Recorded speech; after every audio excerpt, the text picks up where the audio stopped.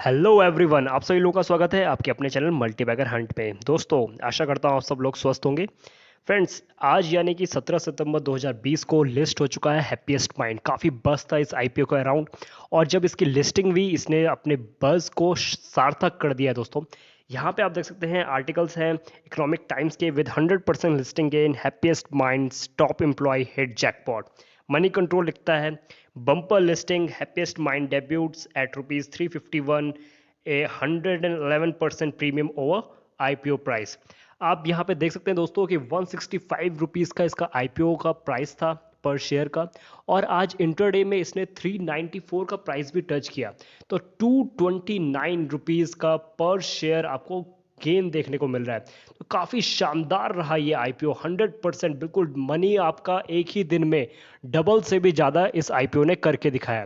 तो इसी प्रकार से देखिए दोस्तों, मैं सबसे पहले कॉन्ग्रेचुलेट करना चाहूँगा जिन जिन हमारे व्यूअर्स को इस आईपीओ में अलॉटमेंट हुई थी। और बहुत सारे लोगों को निराशा भी हाथ लगी थी। मेरे खुद के भी आईपीओ, मेरे को भी एक ही लॉट अलॉट हुआ था, और बाकी मैंने जो एप्लीकेशन लगाई थी वो सक्सेसफुल नहीं हो पाई। क्योंकि देखिए दोस्तों, इसमें जो रिटेल का पोर्शन था वो अराउंड सिर्फ 5% पे था। एवरेज ऑन एवरेज 10% के अराउंड जो है रिटेल का पोर्शन होता है, 10 to 15% का। बट इसमें सिर्फ 5% का रिटेल का पोर्शन था, इसलिए बहुत सारे लोगों को निराशा हाथ लगी होगी। बट एनीवे दोस्तों, आगे भी बहुत सारे आईपीओज आएंगे, और जिस आईपीओ के बारे में हम आज डिस्कस करने वाले हैं उसके अराउंड भी काफ़ी ज़्यादा बज़ है। तो देखिए दोस्तों, हम बात कर रहे हैं कैम्स के आईपीओ की। तो चलिए दोस्तों, वीडियो की शुरुआत करते हैं। वीडियो की शुरुआत करने से पहले मैं आप सब लोगों से एक रिक्वेस्ट करना चाहूँगा कि अगर आपने हमारे चैनल पर नए हैं तो प्लीज़ चैनल को सब्सक्राइब कर दीजिए। बेल आइकन में ऑल का बटन दबाना बिल्कुल भी मत भूलेगा। इससे आपको मार्केट नोटिफिकेशन, इस प्रकार मार्केट आवर्स के दौरान इस प्रकार के नोटिफिकेशन ईजिली अवेलेबल हो जाते हैं। साथ ही साथ मैं आप सब लोगों को एक डिस्क्लेमर भी देना चाहूँगा कि ये वीडियो एजुकेशनल पर्पज़ के लिए, अगर आपको कोई भी इन्वेस्टमेंट करनी है तो अपने फाइनेंशियल एडवाइजर की हेल्प से कर सकते हैं। तो फ्रेंड्स, कैम्स का आईपीओ ओपन होने वाला है मंडे यानी 21 सितंबर 2020 को। और देखिए दोस्तों, जिस प्रकार से मार्केट में लिक्विडिटी है, भरपूर लिक्विडिटी है, तो हमें लगता है कि इसका जो आईपीओ है, इसकी जो लिस्टिंग होगी वो भी काफ़ी ज़्यादा बम्पर होगी। देखिए दोस्तों, ये कंपनी भी काफ़ी नीश सेगमेंट में ऑपरेट करती है। इस सेगमेंट से कोई भी और कंपनी हमारे मार्केट में लिस्टेड नहीं है। आप देखेंगे कि इस प्रकार के जो नीश सेगमेंट से जो भी कंपनी हमारे मार्केट में लिस्ट हो रही है तो वो काफ़ी शानदार परफॉर्मेंस दे रही है लॉन्ग टर्म में भी। आप देखिए, इंडिया मार्ट एक कंपनी लिस्ट हुई थी, उसने भी काफ़ी शानदार रिटर्न्स दिए हैं अपने इन्वेस्टर्स को। एफएल इंडिया का आप देखिए कितने शानदार रिटर्न्स दिए हैं। आप रूट मोबाइल की लिस्टिंग देखिएगा, वो भी काफ़ी शानदार होगी, और लॉन्ग टर्म में हमें लगता है वो भी काफ़ी ज़्यादा अच्छा परफॉर्म कर सकता है। तो चलिए देखते हैं दोस्तों, इस वीडियो में हम देखेंगे कि कंपनी के पूरे फंडामेंटल्स को हम देखेंगे। अगर हम इसको सब्सक्राइब करते हैं तो क्या हम इसे लॉन्ग टर्म के लिए होल्ड करें या ना करें। देखिए, कंप्यूटर एज मैनेजमेंट सर्विसेज इसका ये पूरा नाम है। ये कंपनी फाउंड हुई थी 1988 में। तो ये कोई न्यू कंपनी नहीं है दोस्तों, काफ़ी ज़्यादा एक्सपीरियंस्ड कंपनी है। 2 दशक से भी ज़्यादा ये इस सेगमेंट में ऑपरेट कर रही है, और काफ़ी ज़्यादा पकड़ इसने इस सेगमेंट में बना ली है दोस्तों। देखिए, ये एक्ट करती है as a registrar and transfer agency to the asset management companies. Asset management companies क्या होती हैं दोस्तों? म्यूचुअल फंड्स आपके। आप देखिए, म्यूचुअल फंड्स होते हैं, उनका जो है रजिस्ट्रार और ट्रांसफर एजेंसी। आगे हम इसको पूरा डिस्कस करेंगे कि आखिर ये होता क्या है। रजिस्ट्रार का मतलब होता है दोस्तों जो कि सारे रिकॉर्ड्स को अपने पास रखता है, जो कि सारे रिकॉर्ड्स को मेंटेन करता है, किसी भी ट्रांजैक्शन को रिकॉर्ड करता है। तो वो सारी जो एजेंसी है वो कैम्स है। देखिए, इसका जो मार्केट शेयर आप यहाँ पे देखिए 69.6% का। टोटल जो भी AUM है पूरे मार्केट में म्यूचुअल फंड इंडस्ट्री का, उसका 70%, अराउंड 70% जो है उसका सारा रिकॉर्ड कैम्स के पास है। तो यहाँ पे यही चीज़ काफ़ी ज़्यादा हाईलाइटिंग है इस कंपनी के बारे में। कैम्स की देखिए, कैम्स एक technologically enabled service solution pro partner है, एक सर्विस सॉल्यूशन प्रोवाइडर है। देखिए दोस्तों, इसके पास टेक्नोलॉजी है, इसके पास प्लेटफॉर्म है। तो ये सर्विसेज इसकी जो है सर्विसेज प्रोवाइड करता है किन किन को? लाइफ इंश्योरेंस कंपनीज को, प्राइवेट इक्विटी फंड्स को, बैंक्स को, NBFCs को। तो इस प्रकार से ये BFSI सेगमेंट को पूरी तरीके से कैटर करता है। वहीं अगर हम बात करें शेयर होल्डर्स की कि कौन है इस कंपनी के प्रमोटर्स, तो यहाँ पे आप देखिए 2000 में HDFC ग्रुप ने इसमें इन्वेस्टमेंट किया। 2014 में आप देखिए NSE, नेशनल स्टॉक एक्सचेंज, जी हाँ दोस्तों, नेशनल स्टॉक एक्सचेंज भी इसमें हिस्सेदारी रखता है। उसने अपनी सब्सिडरी जो national stock exchange investment limited है उसके थ्रू कैम्स में इन्वेस्टमेंट किया था। अभी आप बोलेंगे कि किस प्रकार से इन्वेस्टमेंट होता है, क्योंकि ये कंपनी तो लिस्टेड ही नहीं है। जी देखिए दोस्तों, कंपनी लिस्टेड नहीं है बट स्टिल जो है आप जो है किसी भी कंपनी में इन्वेस्टमेंट कर सकते हैं। अगर आप जो है प्रमोटर्स को अप्रोच करेंगे, प्रमोटर्स को फर्म की रिक्वायरमेंट होगी तो आप जो है प्रमोटर्स को जो है फंड प्रोवाइड करेंगे और उसके बदले में कंपनी के प्रमोटर्स आपको हिस्सेदारी देंगे कंपनी में। यहाँ पे ये जो है क्लोज्ड फॉर्म में जो है यहाँ पे ट्रांजेक्शन्स होते हैं। देखिए, और सारे अगर मैं सारे इनके इन्वेस्टर्स के नाम लूँ आपके सामने, तो एनएससी है, वाबर्ग पेनिकल्स है, फेरिंग कैपिटल है, एचडीएफसी है, एसएस सिस्टम है। तो काफ़ी ज़्यादा बड़े जो है इन्वेस्टर्स इसमें। तो अब चलते हैं कंपनी के बिजनेस मॉडल की तरफ। देखिए, मैंने आपको बताया है कंपनी बेसिकली कैटर करती है म्यूचुअल फंड इंडस्ट्री को, और अगर हम ब्रॉड वे में बात करें तो ये बीएफएसआई सेगमेंट को कैटर करता है। बीएफएसआई सेगमेंट क्या होता है दोस्तों? बैंकिंग फाइनेंशियल सर्विस इंडस्ट्री, जो कि जिसमें आपका इंक्लूड होता है बैंक्स, ठीक है, और भी जो सारे फाइनेंशियल सर्विसेज आपको प्रोवाइड करते हैं वो सारी कंपनीज आपकी बीएफएसआई सेगमेंट में आती है। फिर चाहे हम बात करें लाइफ इंश्योरेंस सेगमेंट की, आपकी जो म्यूचुअल फंड इंडस्ट्री हो गई, या फिर हम बात करें एनबीएफसीज की, नॉन बैंकिंग फाइनेंशियल कंपनीज, या फिर हम बात करें आपके जो गोल्ड कंपनीज हैं, वो भी सारी आपकी बीएफएसआई सेगमेंट में आती हैं। तो बेसिकली कंपनी करती क्या है? देखिए, ये प्रोवाइड करती है सर्विसेज म्यूचुअल फंड इंडस्ट्री को, ये प्रोवाइड करते हैं सर्विसेज अल्टरनेटिव इन्वेस्टमेंट फंड्स को, आपकी जो गवर्नमेंट सिक्योरिटीज़ हो गई, कॉर्पोरेट बॉन्ड्स हो गए। तो इस प्रकार के जो फंड्स होंगे, इनका जो ट्रांजैक्शन होगा, इनकी सारी रिकॉर्ड कीपिंग होगी, वो सारा काम भी जो है कैम्स प्रोवाइड करता है। ये सारी सर्विसेज भी कैम्स प्रोवाइड करता है। देखिए, ये सर्विस प्रोवाइड करते हैं बैंक्स को, एनबीएफसीज को। अभी आगे मैं थोड़ा बताता हूँ आपको। देखिए, बैंक्स में क्या होता है कि प्रीवियसली बैंक्स में क्या होता था कि जैसे लोन्स अगर आपको डिस्पर्स करने हैं तो पहले ये सब चीज़ें फिजिकली होती थी, या आपको अकाउंट खोलना है तो भी फिजिकली होता था कि आप वहाँ पे बैंक के ब्रांच में जाएंगे और अकाउंट खोलेंगे। तो अभी आप देखेंगे कि आप जो है नेट के थ्रू, इंटरनेट के थ्रू जो है अकाउंट भी खोल सकते हैं, लोन भी आप जो है पास करा सकते हैं। तो ये सारी जो आपकी जो जैसे कोई एप्लीकेशन आप प्रोवाइड करेंगे तो ये सारी चीज़ें रिकॉर्ड जो है कौन मेंटेन करता है? ये सारे रिकॉर्ड जो है, ये जो आईटी के जो भी इंटरफेस है, ये सारी चीज़ें करता है कैम्स। जहाँ पे भी कैम्स जो है बैंक्स के साथ जो है टाई अप होगा जहाँ पे, तो वहाँ पे देखिए कैम्स ये सारी चीज़ें करता है। बैंक्स का काम अभी क्या लिमिटेड हो गया है कि बैंक्स जो है फंड प्रोवाइड करता है, बैंक्स जो है डिसीजन लेता है कि हाँ इसको लोन देना है या नहीं देना है। बट एग्जीक्यूशन पार्ट, एप्लीकेशन जो है अप्लीकेंट ने दी, एप्लीकेशन वहाँ गए, सारे जो केवाईसी की जो रिक्वायरमेंट है वो सारी कैम्प्स के थ्रू आप जो है प्रोवाइड करते हैं। फिर बैंक्स जो है सारी केवाईसी को देखता है और फिर जो है अपना डिसीजन लेता है। मान लो उसने बोला कि ठीक है आपको लोन दिया जाएगा, तो लोन दिया जाएगा तो कौन से हेड से जो है लोन जो अमाउंट है वो जो है कटेगी, कहाँ से कटेगी, और फिर जो है जो भी इंस्टॉलमेंट है वो कहाँ से किस हेड में जो है डिपॉजिट होगी। वो सारा जो एग्जीक्यूशन पार्ट है, आईटी एनेबल जो भी एग्जीक्यूशन पार्ट है, टेक्नोलॉजी के एनेबल्ड जो भी एग्जीक्यूशन पार्ट है, वो सारा काम कर रहा है कैम्स। देखिए, और प्राइवेट इंश्योरेंस कंपनीज, बीएफएसआई में मैंने आपको बताया प्राइवेट इंश्योरेंस कंपनीज भी आती है, तो वहाँ पे भी रिकॉर्ड कीपिंग, वहाँ पे भी बहुत बड़ा पार्ट है दोस्तों। सारे रिकॉर्ड्स आपको मेंटेन करने पड़ते हैं, कब कब प्रीमियम दी, क्योंकि इससे जो है आपको क्लेम करने में, ये सारी चीज़ें करने में काफ़ी क्रूशियल रोल्स प्ले करती हैं आपकी रिकॉर्ड कीपिंग। तो ये रिकॉर्ड कीपिंग की जो आर्ट है, इसको जो है पूरा एनालिसिस करना, ये सारी चीज़ में मास्टर हो चुका है कैम्स। अभी मैं आपको थोड़ा एक एग्जांपल के थ्रू बताता हूँ। अगर म्यूचुअल फंड इंडस्ट्री की ही अगर हम बात करें तो वहाँ पे कंपनी क्या करती है?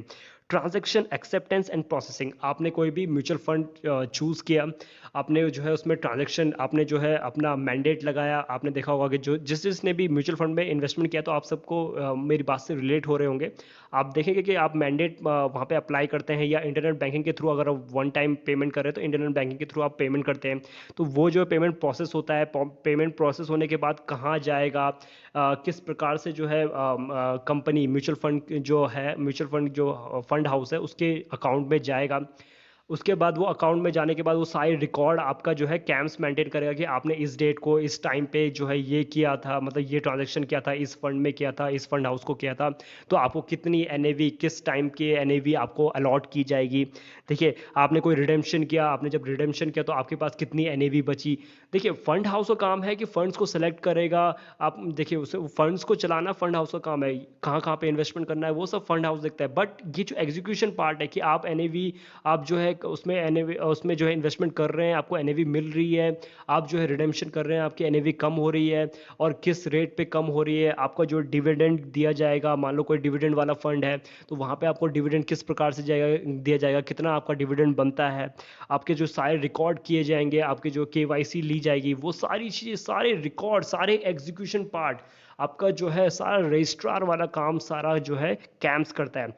उसमें भी अगर आप देखेंगे तो पैन इंडिया इनके जो है सर्विस सेंटर्स हैं, कॉल सेंटर्स हैं। जैसे कि मान लो आपने कोई ट्रांजेक्शन किया और आपका जो है यूनिट अलॉट नहीं हुई, तो आप जो है कॉल करते हैं तो मोस्ट प्रोबेबली वो जो है कैंप्स के कॉल सेंटर्स में जाएगा।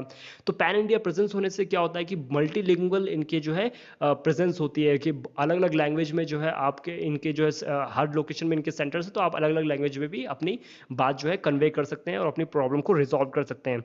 वहीं अगर हम देखेंगे बिजनेस इंटेलिजेंस एंड एनालिटिक्स, ये काफ़ी इंपॉर्टेंट पार्ट हो जाता है दोस्तों। देखिए सारा रिकॉर्ड अगर ये अपने पास रखते हैं तो इनके पास पूरी इंफॉर्मेशन है, इनका सॉफ्टवेयर इतने अच्छे हैं, तो यहाँ पे ये देख सकते हैं कि मान लो कि जो कस्टमर्स हैं वो किस प्रकार के फंड्स को चूज़ कर रहे हैं, किस प्रकार से जो है कौन से फंड से रिडीम कर रहे हैं। अभी रिसेशन चल रहा है, मान लो कोई इकोनॉमी में थोड़ी स्लो डाउन हो तो किस प्रकार के फंड से कस्टमर्स बाहर निकल रहे हैं। तो ये सारे एनालिसिस जो है अगर आपके पास रिकॉर्ड्स है तो ये सारे एनालिसिस आप कर सकते हैं। तो कैम्स ये सारे एनालिसिस कर सकती है और जो है म्यूचुअल फंड हाउसेस के साथ जो है कोलैबोरेट कर सकती है, उनको ये सारी इन्फॉर्मेशन बता सकती है कि आपके इन फंड्स में लोगों का ज़्यादा इंटरेस्ट है, इन फंड्स में आपके लोगों का कम इंटरेस्ट है। देखिए डिविडेंड इश्यूएंस मैं आपको बता चुका हूँ। ब्रोकरेज अगर कंप्यूटेशन करनी है कि ब्रोकरेज कितनी लग रही है, आपके जो है आपने इतनी यूनिट्स निकाली। और अगर आप देखिए कि अगर हम बात करें दूसरे जो इन्वेस्टमेंट फंड्स होते हैं जिनमें कि ब्रोकरेज अलाउ होती है, तो वहाँ पे भी आप देख सकते हैं ब्रोकरेज का सारा कैलकुलेशन ये करती है। अब अगर हम बात करें ऑनलाइन ट्रांजैक्शन, आप ऑनलाइन ट्रांजैक्शन करते हैं तो माई कैम्स के पोर्टल्स हैं, वहाँ से आप कर सकते हैं, मोबाइल ऐप है। तो इस प्रकार से अगर आप ब्रॉड वे में अगर आप देखेंगे तो आप देखिए कि जो म्यूचुअल फंड हाउसेज हैं या लाइफ इंश्योरेंस कंपनीज हैं, बैंक्स हैं, ये अब जो है सिर्फ कोर पार्ट को जो है एग्जीक्यूट करते हैं, ये सिर्फ कोर काम करते हैं, डिसीजन लेने का काम करते हैं कि हाँ इनको लोन देना है नहीं देना है, या कहाँ कहाँ इन्वेस्टमेंट करना है। अगर हम म्यूचुअल फंड की बात करें, लाइफ इंश्योरेंस कंपनीज में ये डिसीजन लेना है कि इनको जो है इंश्योरेंस देनी है, ये एलिजिबल है कि नहीं इंश्योरेंस देने के लिए। और जो है लाइफ इंश्योरेंस कंपनीज भी आगे जो है कंपनी अपने जो है पैसे को इन्वेस्ट करती है, तो वो सारी डिसीजन लाइफ इंश्योरेंस कंपनीज लेती है। बट एग्जीक्यूशन पार्ट, किस प्रकार से यूनिट डिडक्ट होंगे, किस प्रकार से यूनिट क्रेडिट होंगी, किस प्रकार से क्लेम सेटलमेंट होगा, केवाईसी कहाँ रिकॉर्ड की जाएगी, ये सारे काम जो है कंपनीज जो है बीएफएसआई जो सेगमेंट की कंपनीज रहती हैं वो सारे आउटसोर्स कर देती हैं, और ये सारा आउटसोर्स वाला काम करती है हमारी कैम्प्स। तो सारा रिकॉर्ड कीपिंग का काम होता है कैम्प्स के थ्रू। मैं आशा करता हूँ कि आप सब लोगों को ये समझ आ रहा होगा कि क्या जो है बेसिकली कंपनी का काम है। तो ये काफ़ी इम्पॉर्टेंट जॉब है दोस्तों की। डेटा जो है काफ़ी बहुत ही क्रूशल रोल प्ले करता है। डेटा से आप काफ़ी ज़्यादा चीज़ें जो है जानकारी प्राप्त कर सकते हैं। अगर आप देखिए बैंक एनबीएफसीज की बात करें तो किस प्रकार की गाड़ियों में ज़्यादा लोन में लोग इंटरेस्टेड है, तो इस प्रकार के सारे डेटा अगर आपके पास होंगे तो काफ़ी ज़्यादा आप हेल्पफुल कर सकते हैं कंपनीज की सेल को इंक्रीज करने में। तो अगर हम बात करें फाइनेंशियल परफॉर्मेंस की दोस्तों, तो देखिए 2018 में FY18 में कंपनी ने 146 करोड़ का नेट प्रॉफिट क्लॉक किया, FY19 में 130 करोड़ का कंपनी ने नेट प्रॉफिट क्लॉक किया, और FY20 की अगर हम बात करें तो 173.5 करोड़ का कंपनी ने नेट प्रॉफिट क्लॉक किया है। तो इस प्रकार से कंपनी काफ़ी प्रॉफिटेबल कंपनी है, क्योंकि कंपनी का कोई एक्सपेंडिचर इतना ज़्यादा होने नहीं वाला है दोस्तों, क्योंकि टेक्नोलॉजिकली वन टाइम सेटअप होता है आपका। तो इनका जो पैट मार्जिन होगा, प्रॉफिट आफ्टर टैक्स मार्जिन होगा, वो काफ़ी ज़्यादा हाई रहने वाला है दोस्तों। तो फाइनेंशियली अगर आप देखेंगे तो कंपनी की जो परफॉर्मेंस है मैंने आपके सामने प्रेजेंट कर ली है। अगर हम बात करें आईपीओ के डिटेल्स की, तो यहाँ पे आप देखिए बैंड जो प्राइस बैंड है वो है 1229 से लेकर के 1230 रुपीज़ पर शेयर का, और 12 शेयर्स का जो है इसका लॉट साइज़ है। 21 सितंबर को ओपन होगा और 23 सितंबर को क्लोज होगा। अगर आप एक लॉट की कॉस्ट निकालेंगे तो 14,760 रुपीज़ के अराउंड आती है। और जो यहाँ पे खास बात है दोस्तों, यहाँ पे जो रिटेल का पोर्शन है वो 35% है, जहाँ पे मैं आपको बता चुका हूँ हैप्पीएस्ट माइंड का सिर्फ 5% था, यहाँ पे 35% रिटेल का पोर्शन है, तो काफ़ी ज़्यादा चांसेस हैं कि आपको जो है शेयर अलॉट हो जाएंगे। तो इसलिए आप बिल्कुल पूरा ट्राई कीजिएगा, मल्टीपल अकाउंट से जो है मिनिमम 1 बिट का जो है 1 लॉट के लिए अप्लाई कीजिएगा, क्योंकि ये ओवर सब्सक्राइब तो होने ही वाला है। लिस्टिंग डेट है 1 अक्टूबर 2020। तो देखिए दोस्तों, अब इतना सब कुछ हमने डिस्कस किया, तो एक की पॉइंट्स मैं आपके लिए ले आता हूं कि क्यों जो है हमें इसे सब्सक्राइब करना चाहिए और लॉन्ग टर्म के लिए भी इसको कंसिडर कर सकते हैं। देखिए, मार्केट शेयर सबसे इंपॉर्टेंट बात है। मार्केट शेयर पूरे एयूएम, पूरे इंडिया में जो म्यूचुअल फंड इंडस्ट्री का एयूएम है, उसका 70% जो है कैम्स के थ्रू होता है। यहाँ पे देखिए 64 मिलियन फोलियोज को 64 मिलियन फोलियोज अकाउंट्स को, उसका सारा रिकॉर्ड कीपिंग, कितना ट्रांजेक्शन हुआ, कितना यूनिट गया, कितना जो है यूनिट निकला, कितना डिविडेंड गया, वो सारा काम जो है कैम्स करता है। 64 मिलियन का मतलब होता है 6 करोड़ 40 लाख जो है अकाउंट्स को। तो काफ़ी बड़ा नंबर है दोस्तों, काफ़ी बहुत सारे अकाउंट्स को जो है कम, उसके जो डाटा है, उसका जो रिकॉर्ड है, वो कैम्स के पास है दोस्तों। तो यहाँ पे आप देखिए इनकी जो कैपेबिलिटी है प्रोसेस करने की, 313 मिलियन जो है इन्होंने ट्रांजैक्शन वो प्रोसेस किया है 2019 में। ये आपका जो है नंबर ऑफ ट्रांजैक्शंस हैं, ये अमाउंट नहीं है दोस्तों, ये नंबर ऑफ ट्रांजैक्शन है। 313 मिलियन ट्रांजैक्शन को कंपनी ने प्रोसेस किया है 2019 में। तो आप देख सकते हैं इनकी कैपेबिलिटीज, टेक्निकल कैपेबिलिटीज कितनी शानदार है। देखिए 2 डिकेड्स का भी से भी ज़्यादा का इसका एक्सपीरियंस है। ये भी काफ़ी important role, crucial role play कर रहा है, क्योंकि कोई न्यू कंपनी नहीं है दोस्तों, बहुत ही एक्सपीरियंस कंपनी है, काफ़ी डोमिनेंट है अपने फील्ड में।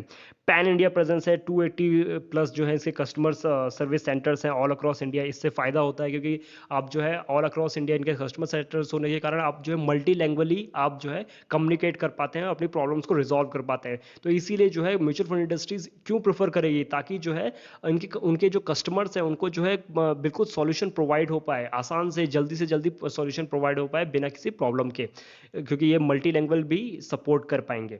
देखिए, अगर हम बात करें कि FY20 की अर्निंग्स से अगर हम बात करें, तो जो इनका प्राइस है, और अगर हम अपर प्राइस की बात करें तो 1230 का जो इनका प्राइस है, और अगर हम इनकी अर्निंग्स को देखें, देखिए 1230 का जो है अपर प्राइस है, और अगर इनकी अर्निंग्स को देखें FY20 में 173.5 करोड़ की है। तो इस प्रकार से अगर हम कैलकुलेट करेंगे तो इनका जो पी रेशियो आता है वो है अराउंड 34.61 का। सिंस कोई और कंपनी हमारे पास है नहीं रेफरेंस के लिए कि जो हम कंपेयर कर सकें कि ये जो है इनकी वैल्यूएशन हाई है या लो है, बट जहाँ तक मुझे लगता है रीजनेबली वैल्यूड है ये कंपनी 34.61 के पी के अकॉर्डिंग। तो फ्रेंड्स, आशा करता हूँ आपको वीडियो में काफ़ी ज़्यादा पसंद आई होगी, काफ़ी ज़्यादा नॉलेज आपको मिली होगी कैम्प्स के बारे में। आप अपना मन बना चुके होंगे कि आपको इसमें सब्सक्राइब करना है या नहीं करना है, या आगे भी लिस्टिंग के बाद भी इसको जो है अपने पोर्टफोलियो में शामिल करना है या नहीं करना है। तो देखिए दोस्तों, आज की वीडियो में इतना ही। Thanks for listening. Please channel को लाइक कीजिए, शेयर कीजिए, सब्सक्राइब कीजिए और हमें इसी तरह मोटिवेट करते रहिए। जय हिंद।